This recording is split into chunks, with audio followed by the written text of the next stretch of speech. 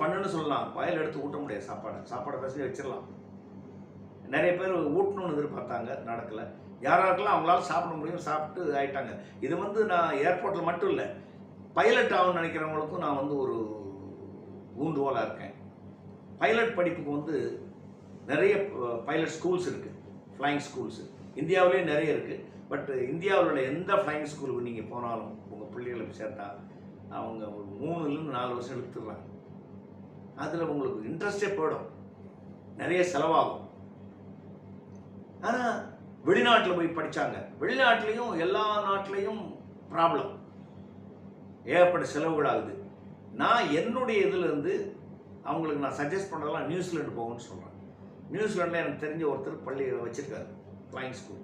அங்கே 8 மாதம் இல்லை 1 வருஷத்துக்குள்ளே லைசன்ஸ் வாங்கி கொடுத்துட்றாரு. அங்கே